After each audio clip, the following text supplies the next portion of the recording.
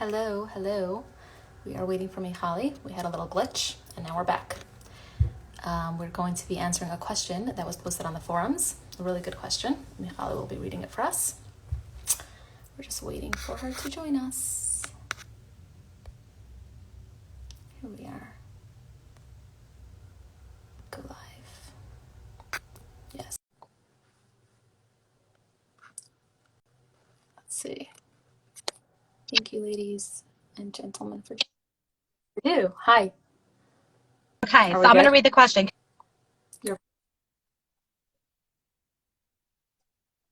Yeah, you're going in and out a bit, but I hear you on and off, I should say. Can you hear me okay? That's better. Okay, great. So I'm going to read the question. Okay. I, Baruch Hashem, have a great therapist I'm very happy with. I feel that many times she'll go real deep into details I truthfully don't feel like I need to discuss. I try to move on or even softly tell her that I want to, but many times she'll insist and keep talking about it. I try discussing it with her, but she doesn't even seem to notice the matter. Any ideas? Also, I often feel like she doesn't quite understand certain things, mostly like an emuna. She'll talk and discuss it with me for a long time, how I must have felt that out of all people I got seriously ill, or why certain things happened to me, which I think should be discussed if and as needed.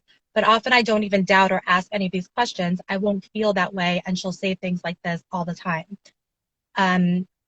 So do you want to summarize that at first, or should we just jump in? I think it's really two parts of the same question. I think that the questioner is saying that their therapist is not perfect. I mean, that's kind of like the approach I'm taking towards it. And it comes down, her imperfection is not like some therapists are not perfect in other ways, right? But hers is in not bringing up things that the client feels is irrelevant, not understanding maybe, or not on her level of spirituality.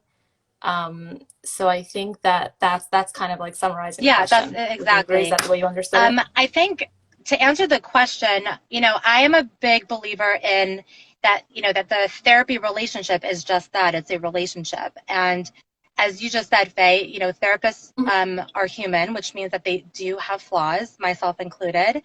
And the best way to build any relationship, including a therapeutic relationship, is to engage in dialogue. Now, it sounds like that this person did very bravely assert themselves and share what they needed, and that the therapist didn't hear. So then that comes down to maybe, just getting a little bit of coaching in terms of how to have a crucial conversation. And I actually do recommend that book, Crucial Conversations.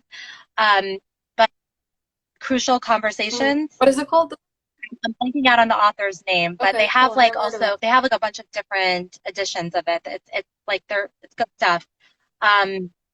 But in a nutshell, I would, if I were you and I was a client, I would just say, hey, so-and-so, I just want to start the session by putting out there what my feelings are and try to brainstorm with you how we can move forward here.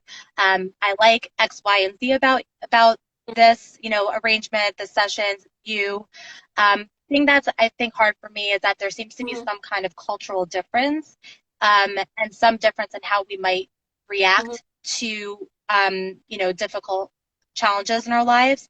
And I would really like to figure out a way for, for there to not necessarily be so many assumptions in the therapy room and more questions and curiosity. Whatever it is, like you state the positive need and you use that like kind of like the formula, like when this happens, I feel this. After that conversation, if the therapist doesn't take accountability, doesn't pivot from there, then it might be time to look for a different therapist who's much more fitting to this person and what they need. Cultural competence also doesn't necessarily mean that a therapist is going to have the same level of emuna as the client has, but it's that they respect and understand and value where the client's at, even if they're in a different place. So that's kind of what my answer would be. Right. I love it. I love it. And pretty much I'm in the same line as like the concept of a good enough therapist, right? Like there's a good enough parent and there's a good enough therapist, and there's no perfect therapist because there's no perfect parent. There's just no perfect relationship. It doesn't exist. So I think that having your expectations set from the, like, knowing that it's okay to see flaws, and then like also like similar to what you said, approach this situation with curiosity. And so when you do bring it up, instead of saying like, I really don't like when you do this, which is one way of expressing yourself, and that's like kudos to you because it's brave to be able to say that, but maybe try different approaches. Is a bit more of like a therapeutic approach, and you're not supposed to be the therapist in your therapy, but sometimes you can use some of the tricks, which is like, I'm curious about why you keep underscoring this. Like, I'm curious about that because you're not trying to trick your therapist, but it's really because you're giving them a chance to share something which maybe they didn't, they think they explained, but they didn't. And then you might come to a new appreciation of why they keep Yeah. underscoring this concept that you don't want to talk about, and come to figure to understand something that you didn't before. And then I think, like you said, ultimately the question is, are you making progress? If you're making progress and you're feeling seen and heard, then put up with the imperfections. If you're not making progress and you're not feeling seen and heard consistently, then it's time to look elsewhere. But it sounds like from the questioner, just to put it out there, that she likes her therapist and she's been making progress, and these kind of things are just annoying her.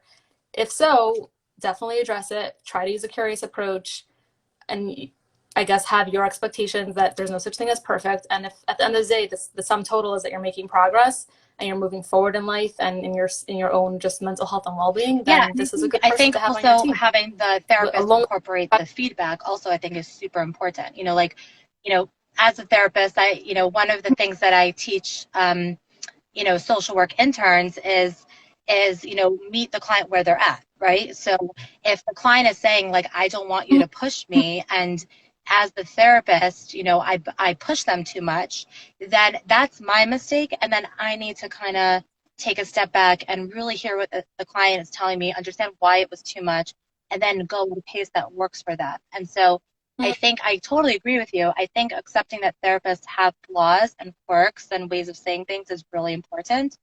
And at the same time, learning mm-hmm. to look at it as a relationship that you can actually give feedback, um, you know, is important too. And Correct, it's correct. important And like that I think, the client sees that the therapist is incorporating their feedback, because then you can't necessarily move forward. right, right. Exactly, exactly. But even with the incorporation of the Yeah, feedback, it might not be perfect, and that's okay. So it might be like they're incorporating the feedback, on a scale from 1 to 10, now bothers you, was a yes, 10 and now it's a 7 or 6. And then you could the feedback. Like, that's a relationship. That's the beauty. And you might get it down to a 5, and it might be a 1. But the concept of like there's a two-person relationship here, and we need to like exactly. use both pieces. Right. Hitting Oh up my on the God, 7 you're so minutes. good, being on time. Totally. Yeah. Thanks so much. I hope that was helpful. Questioner and everyone listening, send in your questions, post them on OK Clarity's forum, and we will get Next back to this next Tuesday. Tuesday at Take care. 12:30. God willing. Bye.